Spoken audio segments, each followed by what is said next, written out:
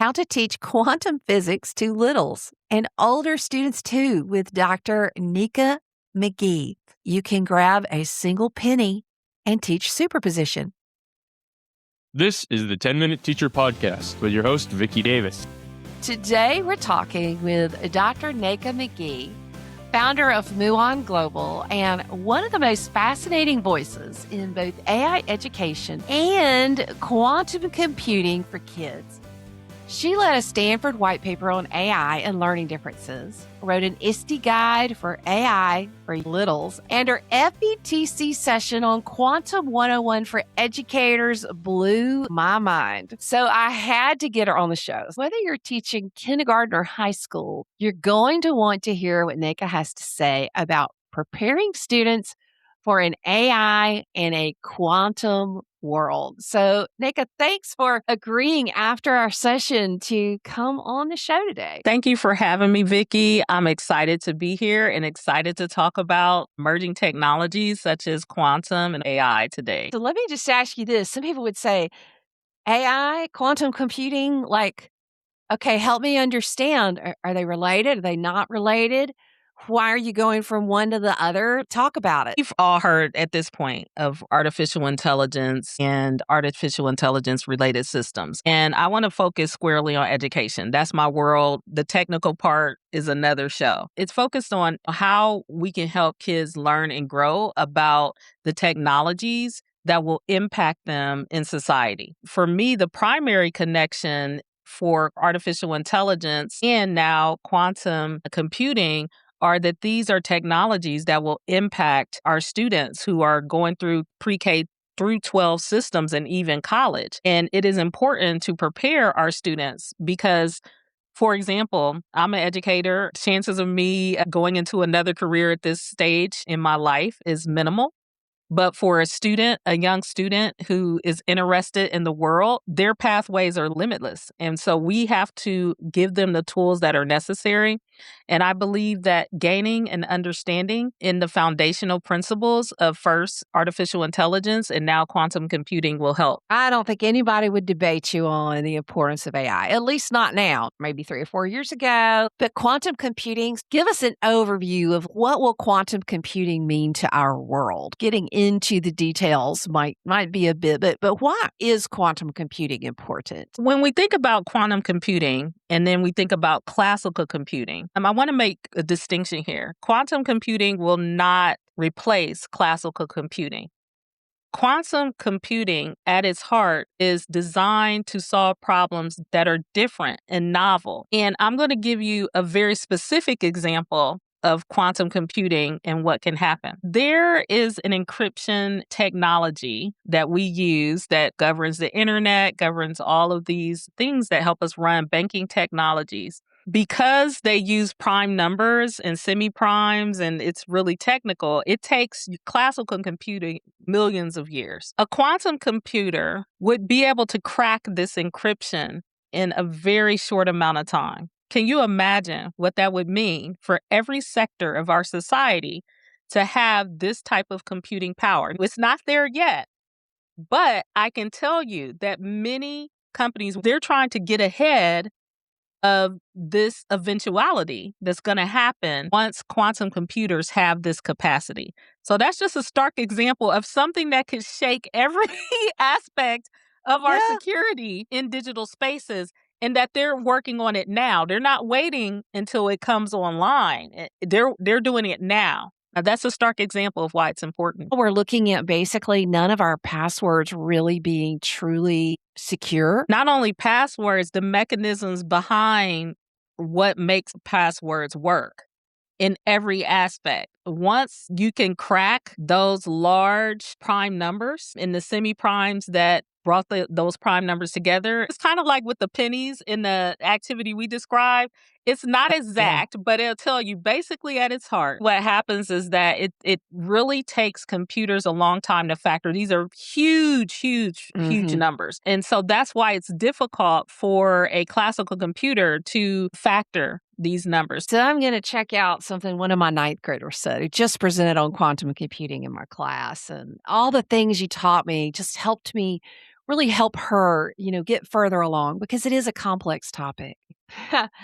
The S in HTTPS, that secure piece, will be able to be cracked. And so all these people who are using something called packet sniffers today, so they're grabbing all this packets of data off the internet and just putting it somewhere. People who are joining all this free Wi-Fi, like say you go to Starbucks and you join the free Wi-Fi, and yeah, you've got your encryption and you're using all the latest stuff and you've got your current operating system, but somebody's just grabbing that encrypted stuff out of the air. She said that basically when quantum computing comes along, it could be even possible to decrypt things that they captured back here in our current time. She's correct in the sense that, yes, we will get to a point, particularly with quantum computing. And I don't know a better way to put it other than the security of the internet and our digital world will be crackable at every level. Yeah.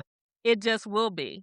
And there will be a point once quantum computers get to, a state in which they can crack those codes where it'll be useless. So we were talking before the show, and you said working with teaching AI to kids and in teachers for 8 or 9 years. And there are some similarities with the 8 or 9 years ago in AI and where quantum is today in terms of interest. How do you kind of compare the two and where people are in terms of what they're ready to learn about? Right. Well, even before, before ChatGPT came online, and it's so interesting because in June of 22, I was part of an ISTE panel about artificial intelligence and its future implications. And we were in a large room, and there were a lot of people there, but there were still some empty seats. And we always talk about, we said the nerds before the herds. We're thinking we're part of this amazing kind of emerging technology, and we didn't know anything. You think you know something, and you don't know anything. For example, when I tell people that the federal government has a whole website dedicated to educators for K-12 education dealing with quantum, people are like, really? So you're seeing that things are happening, but the awareness level needs to grow. So we need to get more people on board with understanding that this is emerging technology that people are working on, and we need our kids to be prepared. People can say what they want to say, but when you hear the word quantum physics, people are like, that's not a place I want to go. Again, you see the government investing funds. You see states, New York invested over $100 million in quantum technologies. Places like Colorado, states are starting to invest heavily in quantum technologies and preparing at the college level for people to enter the workforce or build careers in quantum and quantum-related technologies. And you can do a lot at the college level, but if you haven't prepared kids, how are they going to succeed? Yeah. I mean, because if they don't have strong grounding in mathematics and physics, some understanding of those topics, where are we? How are we sending them to our colleges to prepare for all these hundreds of millions of dollars that are being invested? And there will be a breakthrough technology similar to mark this, tag it, do whatever you need to do. There will be a breakthrough technology like ChatGPT or generative AI in quantum at some point. And where will we be as educators if we didn't do what was necessary to help prepare our kids for that eventuality? So you're talking quantum, Nneka, but you also talk AI for littles. Now, some people would say, hey, okay, quantum, no, and AI for littles, like why? So what do you do with littles? Because typically littles is like kindergarten, right? Yeah, even not. So when we think about, early education, you're thinking as early as 3 years old. A great book I would recommend that kind of gets into the heart of it is this book called by Isabel Howe. I've had her on the show. She's amazing. She is amazing. And one of the things that she talks about is how when we look at brain development in our kids, I want to say it's like 80% occurs before kindergarten. Yet we talk about kindergarten readiness, right? And so It doesn't mean that we're teaching linear algebra to young kids, but the key is what that tells us about brain science and what Isabel is talking about in Love to Learn in terms of even with artificial intelligence and relational intelligence is this is a great time through concrete activities, hands-on activities to give kids understanding and foundational skills with topics where technology and interacting with the technology may not be appropriate or necessary. I've stressed with AI for littles, and what I did was gather together different types of hands-on activities that teachers could use with the youngest learners. And one of them, the one that I used the most, it was a mistake. It was early DALL-E, which is the visual. Basically, they married ChatGPT and DALL-E together, but it used to be separate, right? So I just wanted to show a plate, like how easy it was to enter a prompt, make a smiley face on a plate. So I enter in these instructions, and the image that comes back is a plate without a nose. And I said, this is the most, I have built a whole lesson. So I do this lesson, and basically I say, hey, you can do all of these things. Any kid with a marker, doesn't matter how long, how big the marker is, they can draw on a paper plate. And then you show this image to say, hey, even though artificial intelligence is great, you still need a human in the loop. Not only does it make mistakes, but you need somebody to make sure your instructions don't cause someone not to have a nose, right? I built those series of hands-on lessons, and I did the same thing and then started to do the same thing with quantum computing and understanding of quantum principles. And I start with the basic superposition, entanglement, and also with coherence. When it came to hands-on activities, those were 3 terms that people would connect with and that I could use very simple materials. And you use a penny. I had a student who, the one who did the presentation, was struggling with what's a qubit? How does it even work? And I pulled out penny and did what you taught me, Nneka. And she was like, oh, I understand. And she even used that in front of the class to explain a little bit about how it works. No computer.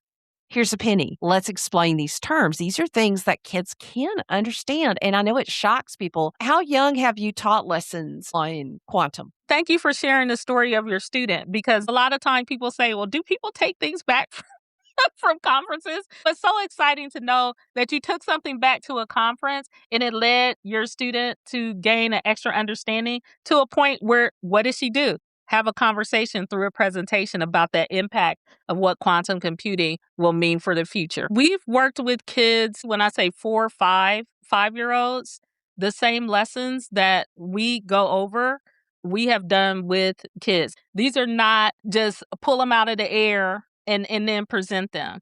There are things that I've actually done with kids, and that's so important. And there are certain things that I stress, and I think that I stress to you. First of all, even with the penny, it is rudimentary. It is a representation that can allow an access point to an individual who may think that quantum mechanics and quantum computing is inaccessible. And that's the bridge that's going to be very hard. My life as an educator to ensuring that students have access and opportunity to math and science is like the core of what I do. That is why it's important to present accessible activities. There's a quantum physicist, and I shout her name, Dr. Megan Ivory. I don't know if she had co-developers, but she is one of the main point persons for Q camps. These Q camps, not only do they help students, but they help educators. And they pay educators who spend time to learn about these novel topics so that they can go into their classrooms and support kids. Recently in New Mexico, they had an event where they created activities even for younger kids to be able to explore. So you have this ecosystem and infrastructure in education that is being developed. And whatever I do to get more people to embrace that this is coming in ways that are accessible, entry points that are digestible, that is my task. What is the most surprising thing that kindergarten and first, second grade teachers find as they go to your workshops or sessions for either quantum computing or AI? Well, the first thing that surprises them is that they can introduce these topics in a way that is accessible. That is so exciting. We shouldn't be playing king of the hill. We should make a bigger hill, especially when it concerns the future of children. Dr. Nneka McGee will put everything in the show notes, much that we could talk about, but her resources just for teaching lessons. These are the kind of conversations we need to be having. You can teach quantum computing and teach AI. And yes, you could even teach them to little. So thank you for the work that you're doing and the conversations you're having and for agreeing to come on the show. So this is really exciting. Thanks for tuning in to the 10-Minute Teacher Podcast. Watch the video version of this podcast and catch my new radio and TV show, Cool Cat Teacher Talk, on YouTube and a radio or TV station near you. Join my Cool Cat Teacher Classroom Matters newsletter at coolcatteacher.com/newsletter. Leave a review if you found this helpful. See you later, educator.